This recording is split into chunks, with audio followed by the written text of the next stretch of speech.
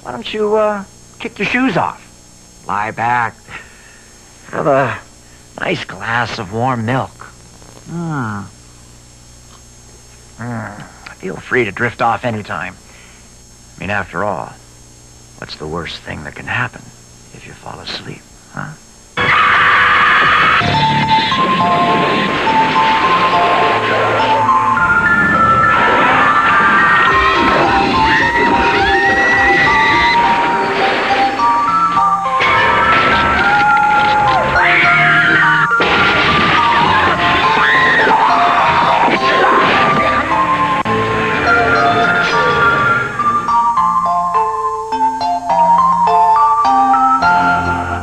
I keep asking myself, was there something I could have done?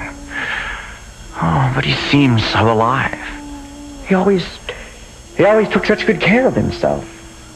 Well, the face obviously needed a little work, but now he's gone. So, how do we eulogize the dear departed? What can we say about Freddy Krueger, R.I.P.?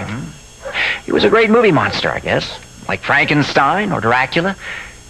But he was more than that. In the 7 short years of his life, he became a worldwide phenomenon. From China to Sweden to Japan to the Wall Street Journal, he was written about and analyzed, psychoanalyzed with a scrutiny usually reserved for presidential candidates. He inspired songs, dances, cartoons, talk show jokes, 6 movies, a TV series, and at least 1 music video. So my advice to you is to stay ready, because you know who's back. Freddy. And then, of course, there's the money. At last count, the total cash earnings from the Freddy phenomenon, and by that I mean ticket sales, video sales and rentals, and merchandising around the world, it was roughly $500 million. You might call it a rags to riches story. You might say only in America. I'd say it couldn't have happened to a nicer guy. Wanna suck the face? No.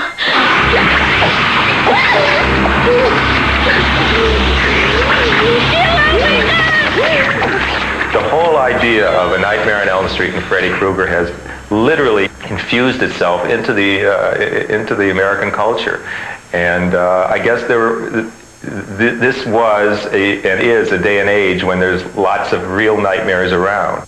But why did it happen? I mean, how do you explain it? How did an obnoxious, disgusting mass murderer with a face like a day-old pizza become such a cult hero around the world? Well, to answer that, let us start with a little history. Who exactly is Freddy Krueger? Well, he's a homicidal maniac who hangs out in a world of dreams and slices you into ribbons if you happen to fall asleep. Okay, that's the easy part. But how did he get that way, and what the heck is his problem? Time to do a little homework. Freddy Krueger's mother was Amanda Krueger, a nurse who lived in the town of Springwood. On Christmas Eve, Amanda was accidentally locked in the hospital's mental ward, where she was attacked by a gang of 100 raving maniacs, one of whom, probably this guy, put her, shall we say, in the family way. Amanda went insane as well, but nevertheless gave birth to a chip-off the old block, yes, Freddy Krueger himself. Holy shit. What is it? Little Freddy grew up enjoying the normal childhood diversions and the usual camaraderie of his childhood playmates. Not exactly the way to produce a healthy, well-adjusted kid. Not what you'd call family values. Sure enough, within a few years, Freddy begins doing away with the local children. He gets caught, but he gets off an illegal technicality. So the parents of Spring would take the law into their own hands. They track him down as a mob. They set fire to the building he's hiding in. Hey, crew, are you staying awake for this? Yeah? Yeah, no problem. Thanks, guys. So, Freddy the murderer is burned to death, which explains the disgusting, slimy face of his. His bones are gathered up and they're stuck in the trunk of an old Chevy. But the problem is, he's not quite dead. He's a little dead, but he's not all the way dead. And that's where the trouble starts. This was Freddy's first appearance in the original Nightmare on Elm Street, released in 1984. The girl he's stalking is Tina Bray, whose mother was part of the mob that killed the real Freddy. Rather than get back at the parents, Freddy goes after their children. I think that's one of the things that makes him so scary. He preys on the innocent. He makes the young people pay for the sins of their parents. And besides, a pretty little thing like Tina is a real easy target. Almost. You see, that's the beauty of Freddy Krueger. He's evil, he's dangerous, but he can't touch you as long as you stay awake. It's a brilliant concept for a horror movie. And we owe it all to the writer and director of that first film, Wes Craven. We are a culture built up around the concepts of control and structure, rationalism. And dreams are just the opposite. We don't have control of them. We're dragged into them every night. It's almost like if it were Jaws, it would be an ocean that we're forced to swim in for 8 hours every day. A former professor of humanities, if you can believe it. Wes, by 1984, had made a name for himself as the writer and director of several bizarre but brilliant horror films like The Hills Have Eyes, Last House on the Left, and Swamp Thing. There was a series of newspaper articles in the Los Angeles Times that I found fascinating, and I read them actually quite a while ago. It was like in 1978 or 79, and they involved young men who had severe nightmares that were so disturbing that they would mention them to their families. And the third case I thought was the perfect setup for a film. He had a severe nightmare. He was very disturbed by it. He told his family about it. They said, well, we all have nightmares from time to time. He said, no, this was very different. It was very real, and I'm afraid to go back to sleep.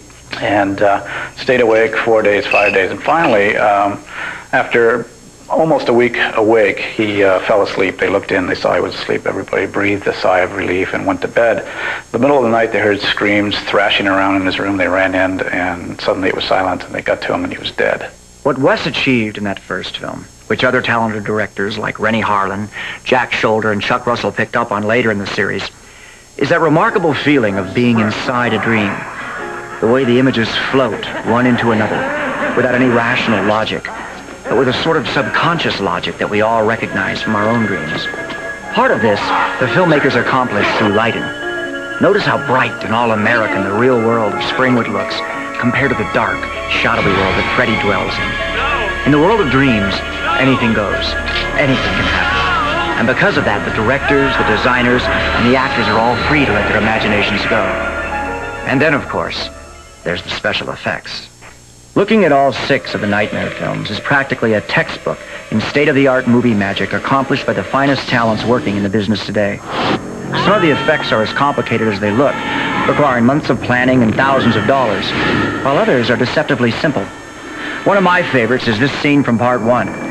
Nancy is drifting off to sleep, and Freddy, just dying to make an entrance, seems to pass right through the wall. The wall is just a thin piece of cloth, and the face being pressed into it is, well, it's just a face being pressed into it. It took about $10 to shoot that scene, and people still ask me how it was done.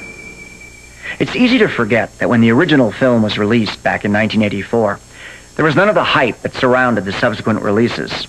There weren't any big stars in the movie, and in fact, every major studio in Hollywood had passed on the script. Little by little, though, word of mouth spread. To a large degree, it was the heavy metal punk rockers who first discovered Freddy. 1984, you remember, was the tail end of the punk movement with its hard-edged music and nasty anti-establishment attitudes.